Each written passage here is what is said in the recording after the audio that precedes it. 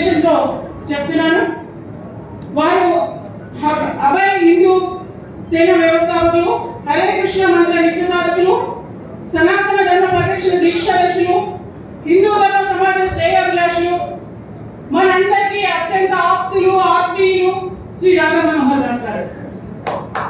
శ్రీ రాధా మనోహర్ దాస్ గారు ఒక ఆధ్యాత్మిక గురువు, వక్త, భగవద్గీత, శ్రీమద్ భాగవతం మరియు దైనందిన జీవితంలో భక్తి, యాగం, యోగం యొక్క ఆచరణాత్మక ఉపన్యాసాలు ఇవ్వడంలో ఆయన సుప్రసిద్ధులు.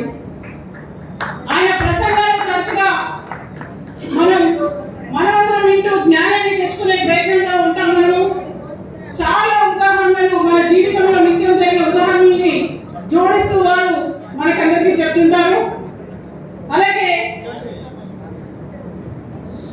మనకి ఆధ్యాత్మికంగా మనకు ఒక దృక్కోణాన్ని ఏర్పాటు చేసి చాలా విషయాలు మనం ఎట్లా ఉండాలి, అసలు హిందువులందరూ ఎలా ఉండాలి, ఏ రకంగా చేస్తే మన సమాజం మేలుకొని ఉంటుందని చెప్పేసి చాలా సందర్భాల్లో గట్టిగా వాదిస్తూ మనందరి కోసం మనందరి పక్షాన గొంతు వినిపించే చాలా నిత్య పరిచితుడైన తర్వాత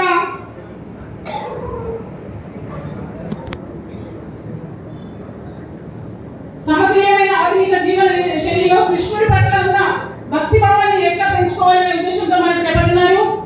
స్పష్టమైన వివరణ, సున్నితమైన హాస్యం, చమత్కారం, కలగలిపి మనని దిశానిర్దేశం చేయనున్న వ్యక్తి ఎవరైనా ఈ సమాజంలో ఉన్నారు, గట్టిగా నిలదీసే వ్యక్తి ఎవరైనా ఈ సమాజంలో ఉన్నారంటే వారిని శ్రీ రాధా మనోహర్ దాస్ కింద మనం చూసుకోవచ్చు. ఇవాళ మిగతా పట్టణ నాశనంగా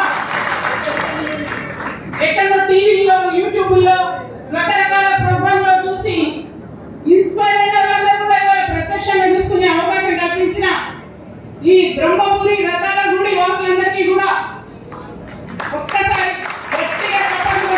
భవిష్యత్తులో ఇలాంటి మంచి మంచి కార్యక్రమాలను చేపట్టడానికి కావలసిన బలం మాకు ఇవ్వాల్సిందిగా కూడా మేము ఈ వేదిక ద్వారా గుడి వంశస్థులందరికీ కూడా కోరుతున్నాము.